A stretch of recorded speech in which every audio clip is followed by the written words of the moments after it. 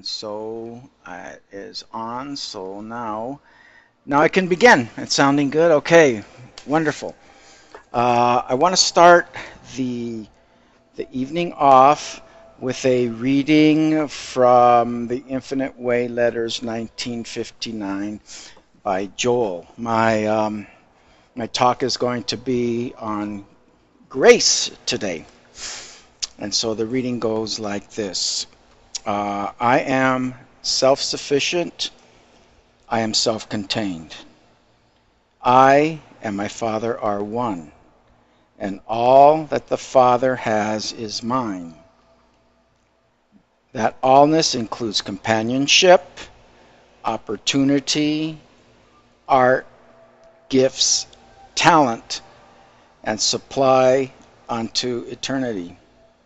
An infinite amount of it, even to 12 baskets full left over.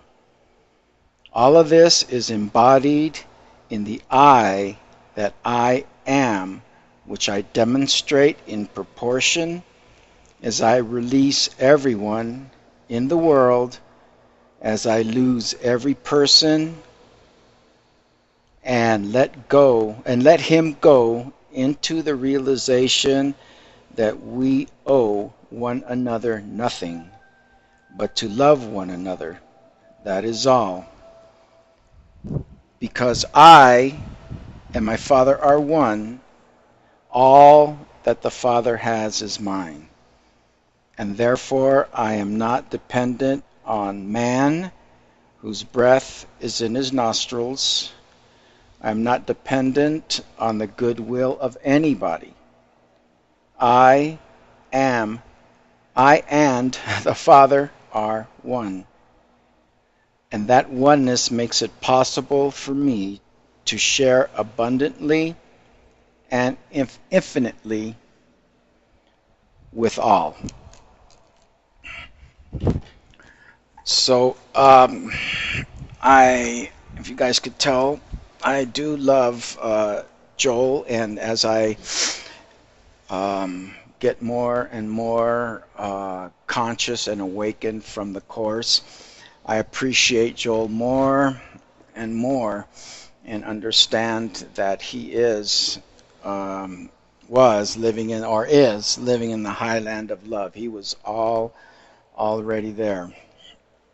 And he wasn't dealing with blockages like the Course was. He was just there, just letting everyone know how it is and what it is like to be in that awareness. So anyways, my topic today is going to be grace. And I'm going to need it today because I didn't have much time to prepare for it. So I'm sure the grace is going to come through for me as I am open up to the grace. And today is a dear friend of mine's birthday, Maria Felipe. And as I was thinking about that, I kind of related the two of them of birth and being birthed and the activity of grace. I think they kind of go hand in hand in a way, in the way that that they operate for our good, if I can use good as a word.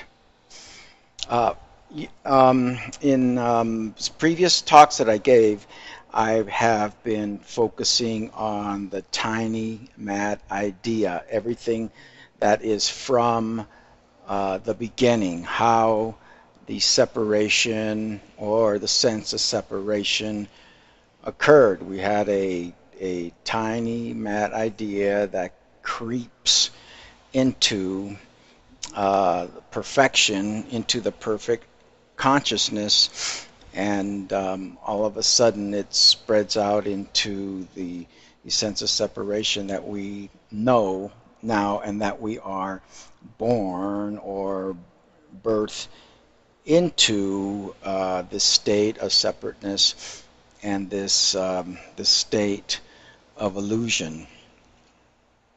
And I was watching this BBC documentary that was uh, describing how that they were looking for this God particle, the what is the origin of matter.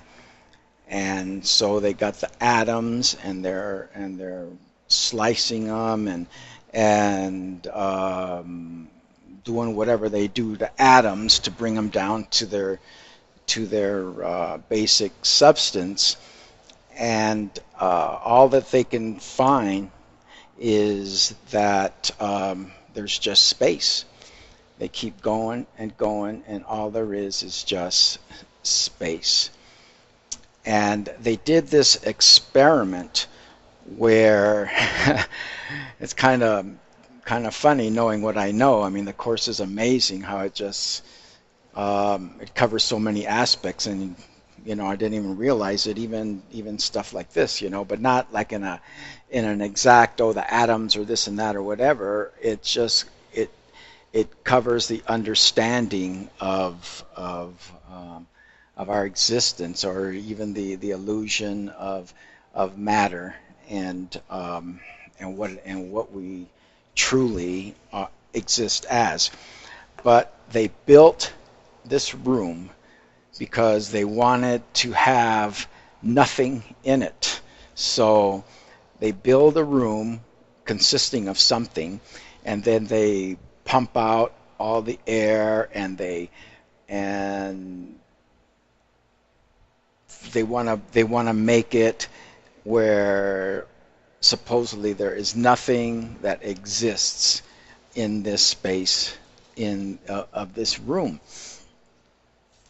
And as I'm looking at that, I'm thinking nothing exists in there, and in my thinking, everything that ever existed is in that room.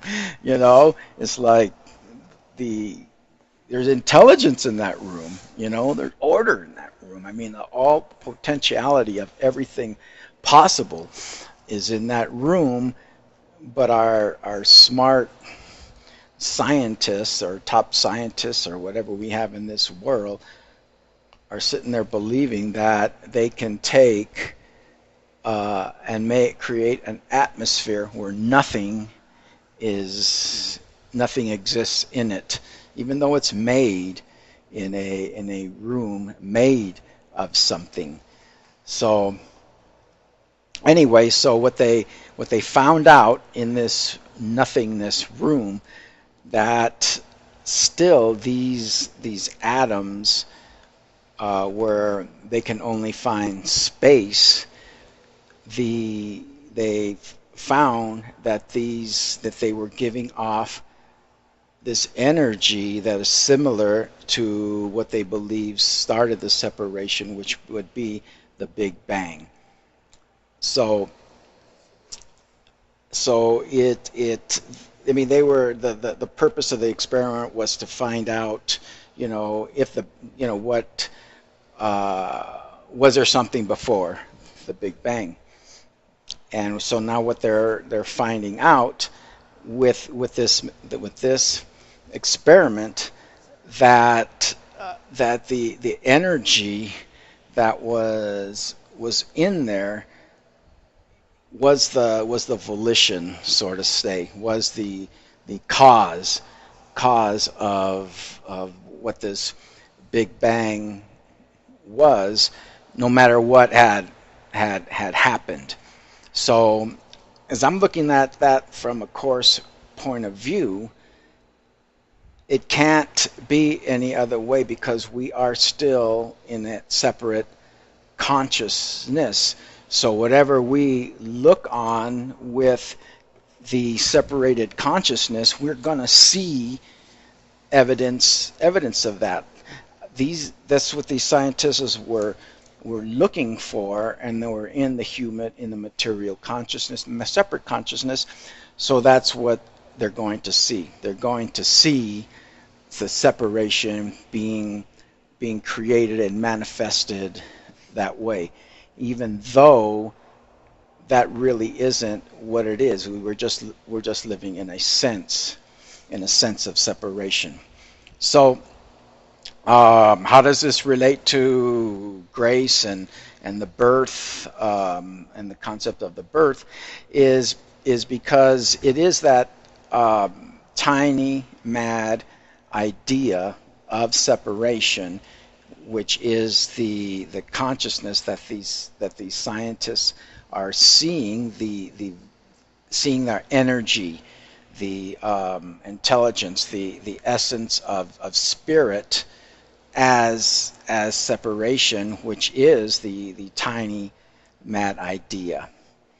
In what the way that I experience grace and my concept of grace is that it is the birth of the tiny sane idea, the sane idea of unity, the tiny sane idea of oneness, of spiritual truth.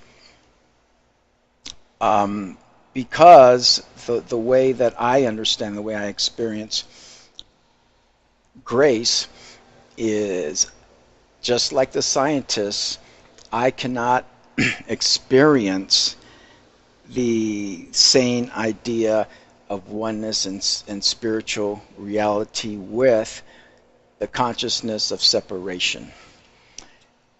All of what I see and what my mind can interpret is only a material, physical, separate world, a separate consciousness from everyone else. And so when I think of grace, grace is that tiny sane idea that takes place in my life, in my consciousness, that takes place as, what can I say? I'm trying to use the words, as grace, as something that is beyond my power. It is a gift, a divine gift that I can't do on my own. It is a present. It is a opportunity. It's a glimpse into another world that initiates from something other than my thinking, than my consciousness. And that in that sense, that's where I get also the concept of, tie in the concept of birth in there, because when grace touches my consciousness, then it is the birthing of the Christ consciousness in me. It is the birthing of the realization of my spiritual truth. It is the birthing of who I really am in reality, and not this egocentric, crazy person in this crazy world. And so, in order, well, a little bit about myself is when I was in another place and time in my life, where things were going good, and then supposedly that they were going bad. I had an economy that didn't support what I was doing, and so I tried to stick it out, and whatever the story is. But when I was down, where what we call supposedly the the bottom, it really was the top. It was the opportunity to where I didn't have the distractions anymore because I gave up. I gave up and said, you know, I this whatever I've done everything that my human brain can possibly do to maintain this illusion of what I was trying to do as far as business, as far as, you know, keeping a house and all the material things.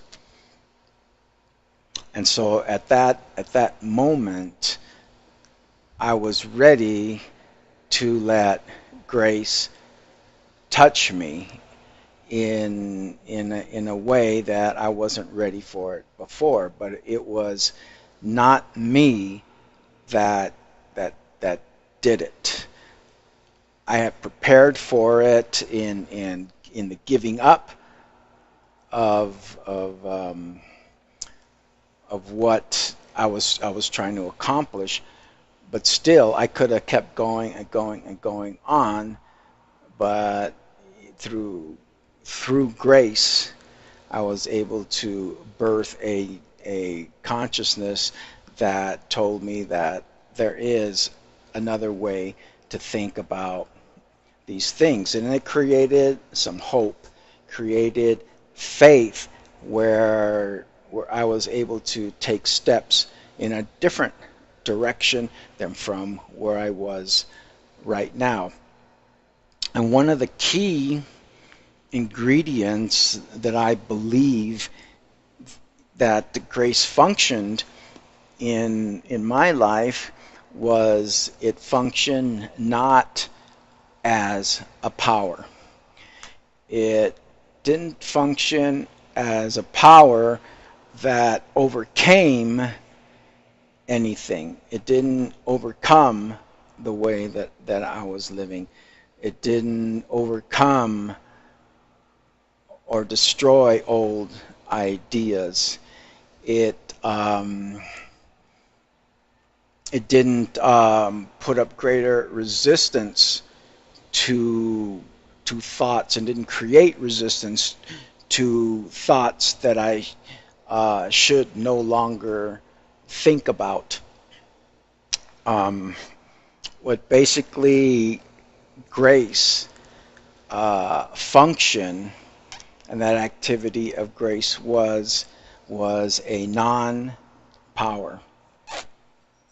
It was a non-power of anything that had to do with the power that we believe in this separation.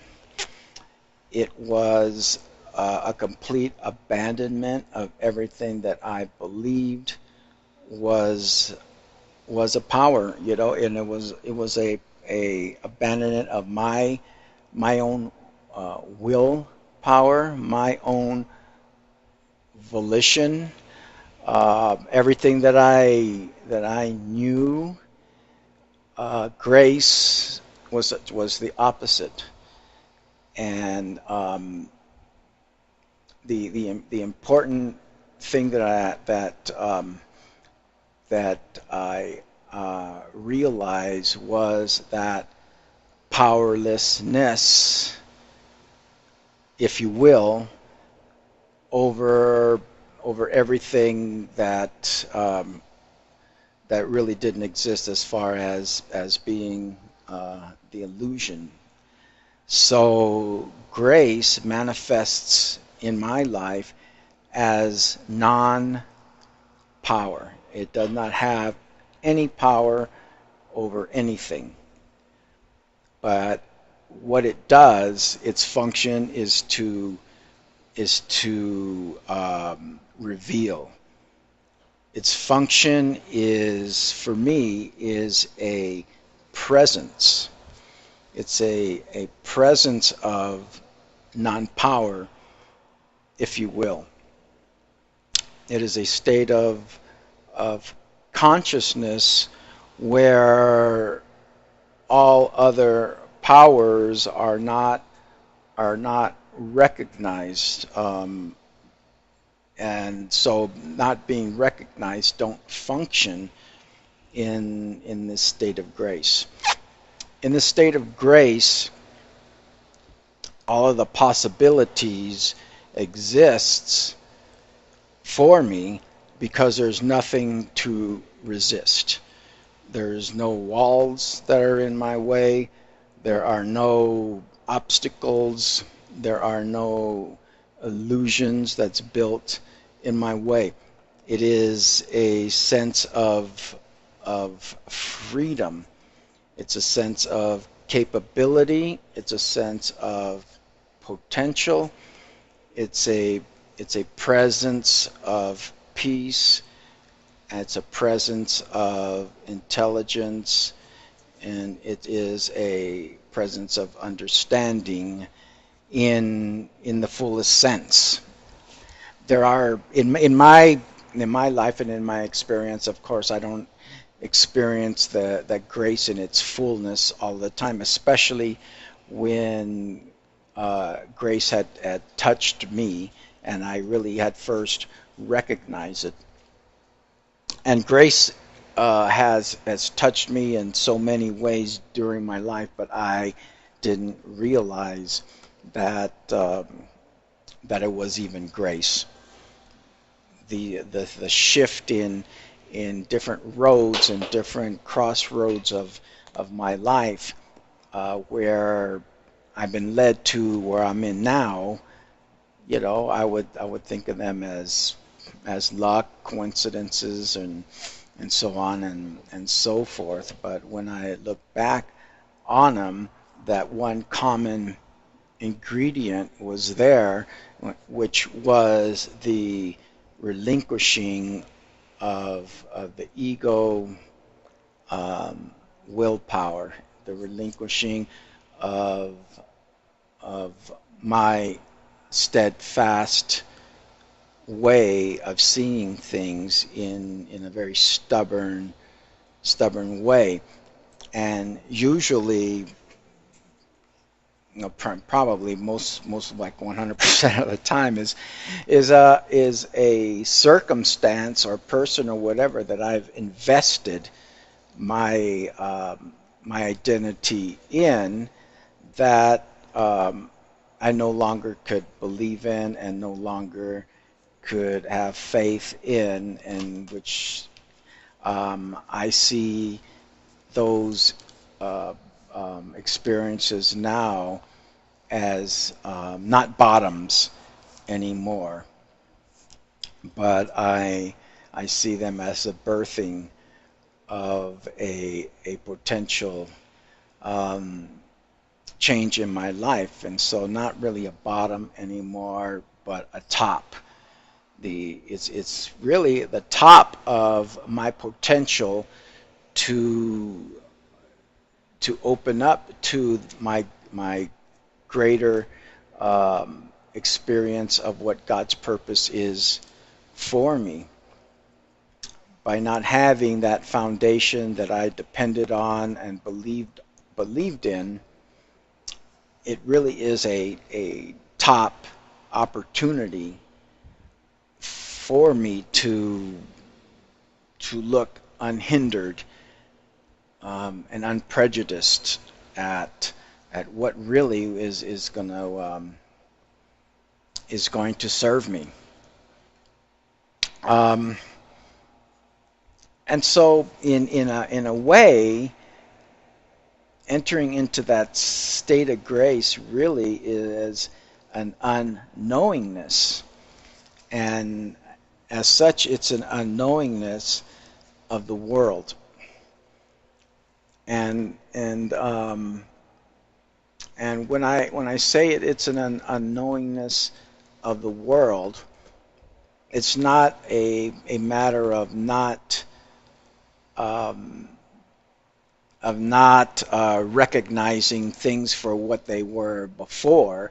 Like a car is still a car, an airplane is still an airplane. My pet dogs, they're still the pet dogs or whatever. But the emotional attachment, the investment that I have put in these objects, these worldly objects or people, they have they lose their worldly impact on me as a force or something that will take me to happiness or take me to sadness. When a something that this thing outside of myself changes its temperament or changes what it's going to do, which doesn't move in the way that I believe that it should move. So it turning into an unknowingness that I lose the knowingness of what I thought it was for. Um, and in that way, in that unknowingness of the world, once again, then I find the freedom to move about in my options of what is the will of God, what the will of God is for me.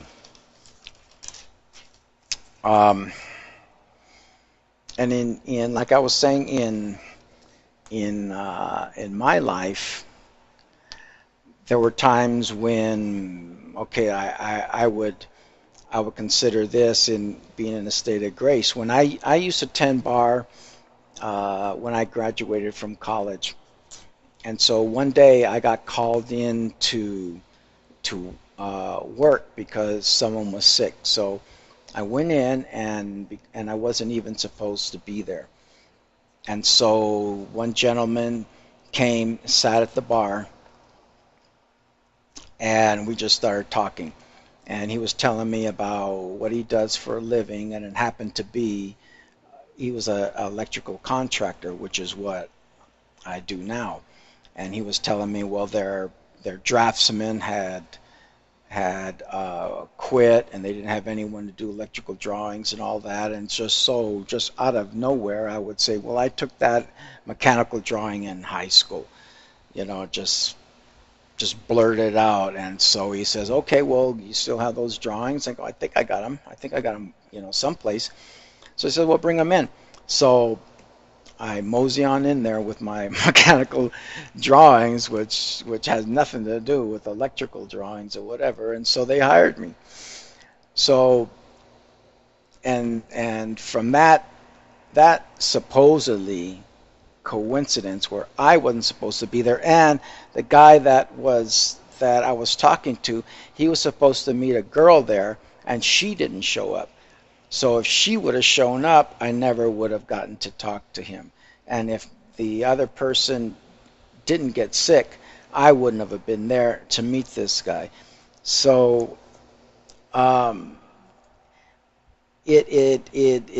way I've been describing grace was still like an openness of possibilities and potential. I really didn't hit supposedly like a bottom, but still the potential there to explore and have the freedom of a new direction that serves me was there. I didn't have the beat. I wasn't weighed down with the thoughts of being the way that I had functioned. All of that was taken away from me by what this guy had presented to me.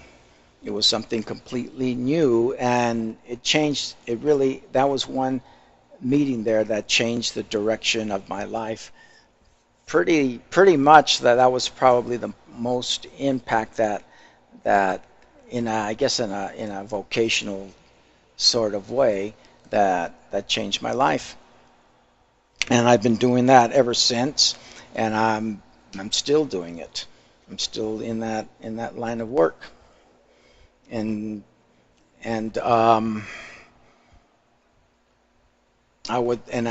I think I had already kind of touched on what I believe is another part of grace, where I was touched with grace also again, was what I went over at the beginning, where my business and everything had collapsed, and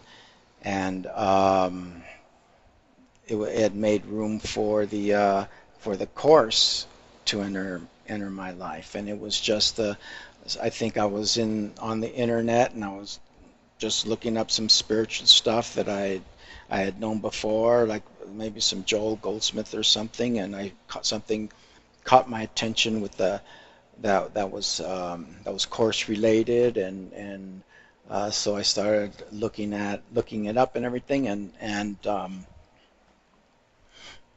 then that just flowed, and it led to a whole change in my life, and that change right there from getting introduced to the course was a major change of the way I think about life, think about myself, and think about the world.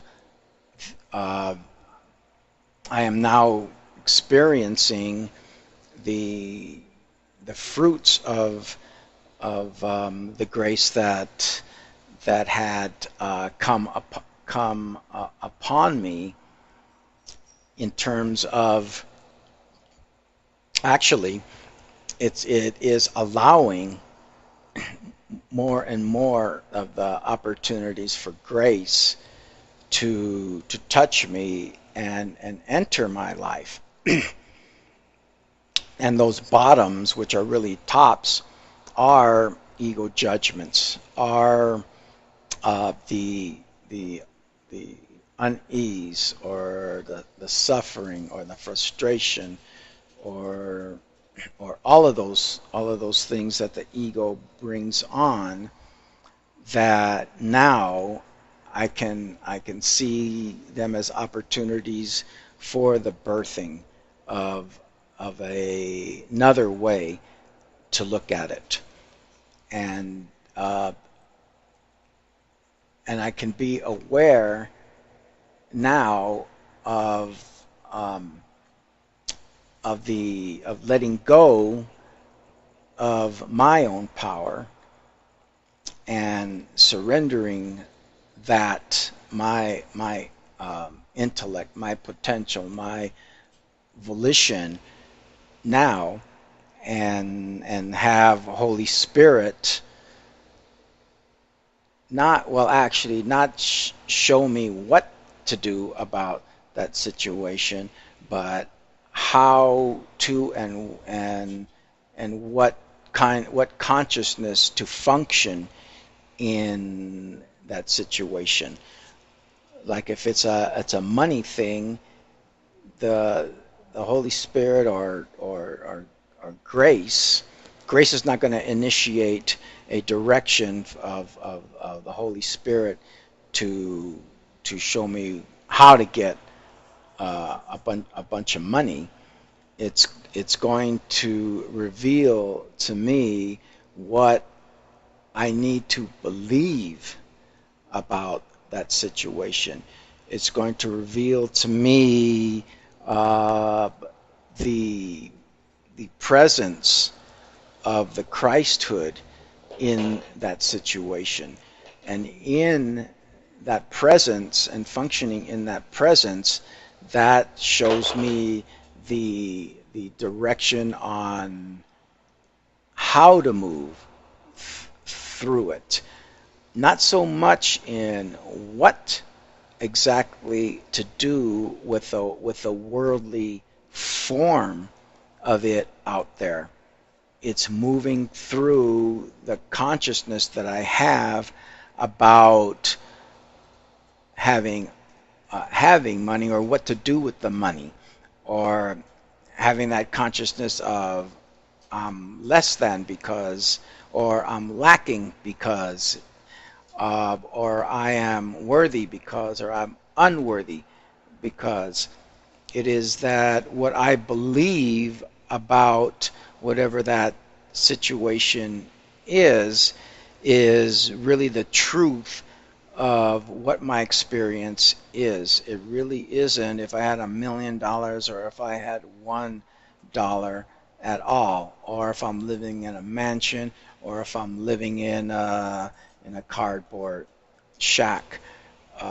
Those variables don't have anything to do with how where grace is going, what grace is going to birth in me to to go through, or how to experience, or what kind of presence to have in this situation that I made up. Because if it wasn't something that I made up, I wouldn't be having a problem with it. Because in truth, everything is in harmony. Everything is in order. There isn't anything to resist in truth. There isn't anything to take exception to. There isn't anything to judge. None of that exists in the in the Christ experience, where I exist in the tiny sane idea instead of the tiny mad idea. So that grace will initiate my consciousness, my presence as to what my identity is, and me seeing who I truly am in truth. That identity goes through it in a natural way, which is my identity. Will go through it in an intelligent way that is consistent with my Christhood, because it's the Christhood that is being preserved and maintained in the Christ consciousness. It's not the body's needs, although they could be served as I'm going through it in a consciousness of the Christ. But what is being sustained and maintained is a spiritual truth and the spiritual reality of that present moment that I'm living in right now. Which a lot of times, if I'm worried about money or whatever, then money most of the time doesn't even have anything to do with it. Of where my consciousness has shifted to, and what I'm walking with, and how I'm walking through it from then on. And it births a awareness or presence of peace through what through the now that I'm going through. It is a presence of abundance, because at that particular time I have everything that I need. If I'm alive and thinking clearly, I have pretty much everything that I need at that moment.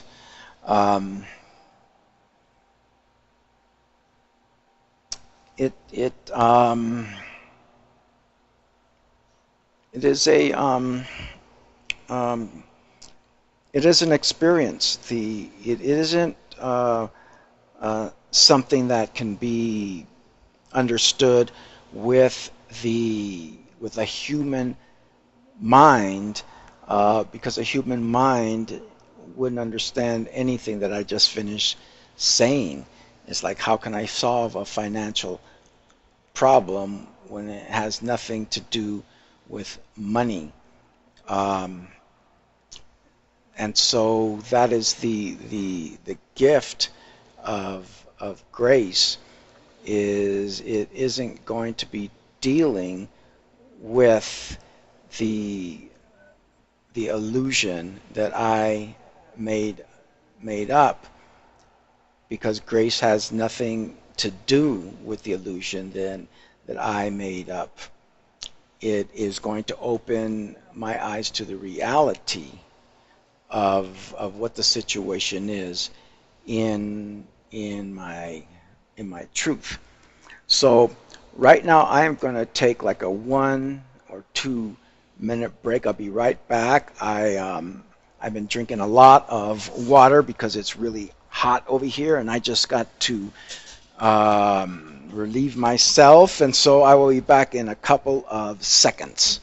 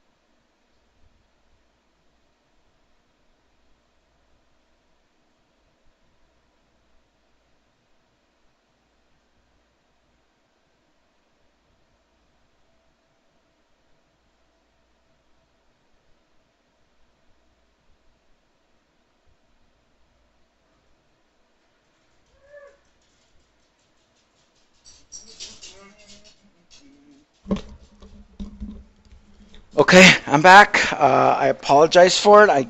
I really don't even remember a time where I'm listening to this to the radio show where anyone did anything like that. So I apologize. I apologize for that. Let's see. Let's see. Where was I? Um, I had wrote a couple of things. I was going to talk about the the birthing of the Tiny Sane Idea, and when we're in this the Tiny Sane Idea, let's say we are all the um, um, in the spiritual reality, where it's okay, we're living the happy dream. And a couple things, I guess this is more like of a speculation of what I was kind of like thinking of. So I'm just gonna go with it and see where it where it takes me. Is as we are, let's see, we reach this point of where everyone in the sonship is all dialed in, and we are all in the oneness and unity consciousness.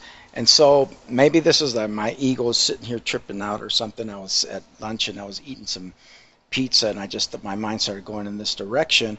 But what is it that, if we're in this oneness, do we still have an individualized experience of the oneness, or being in that oneness, do we lose our individual um, experience of it?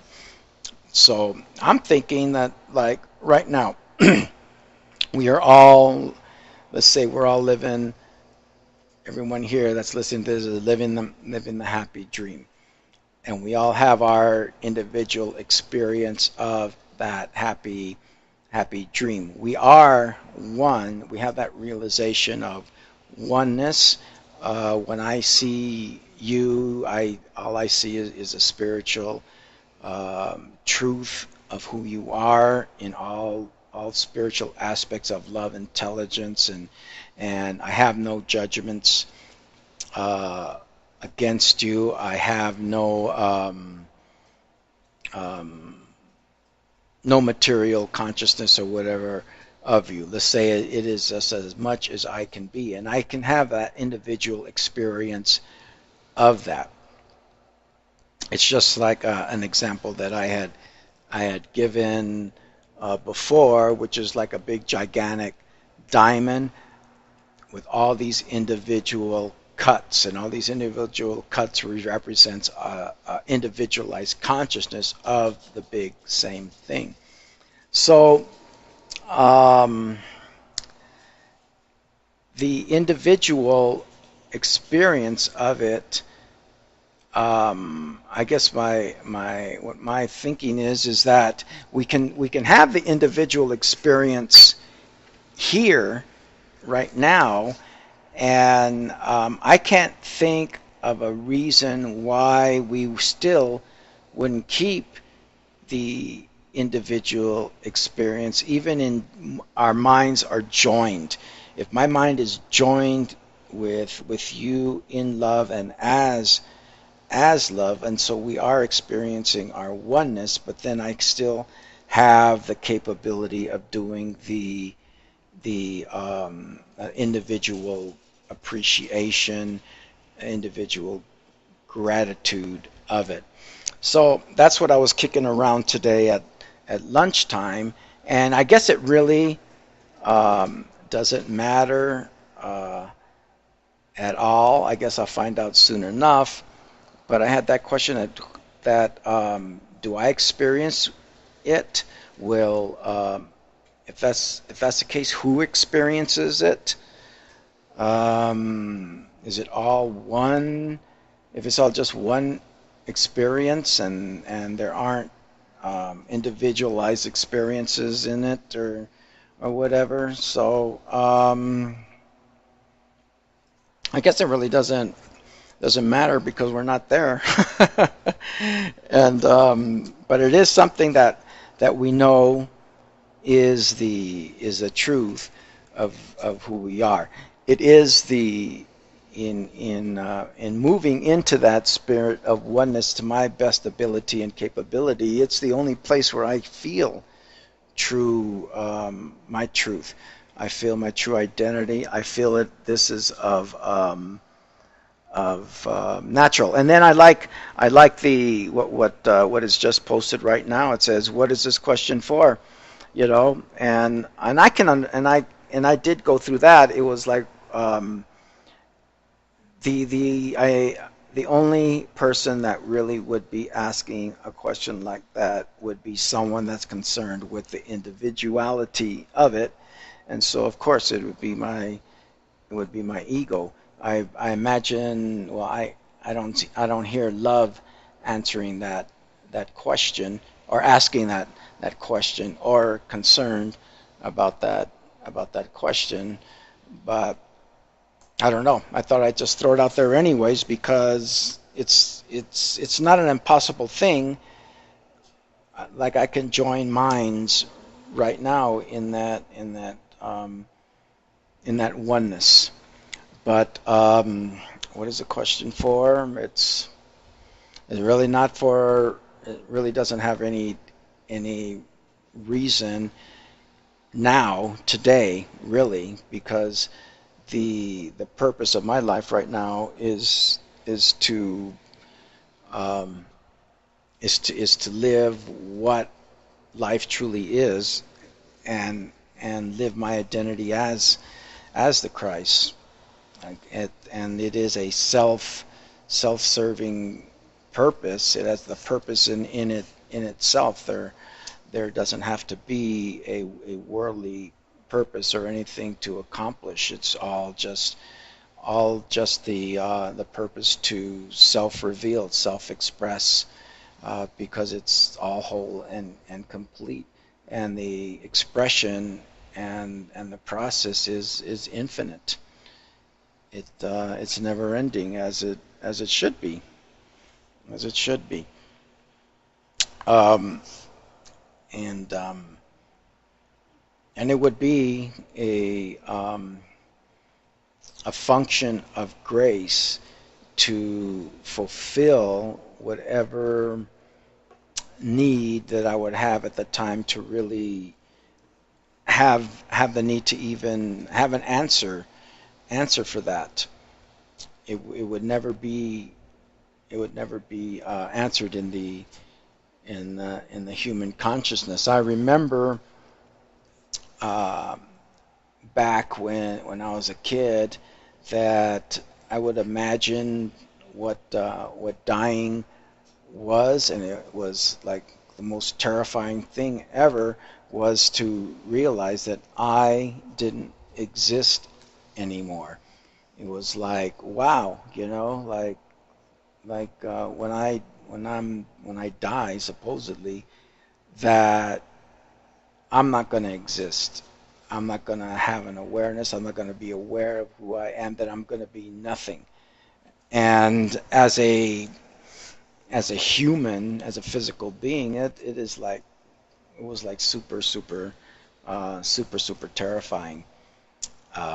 But as I move into the course and understand it more and more, I can open up to that possibility where all I'm going to do is transform into whatever dimension, whatever it is.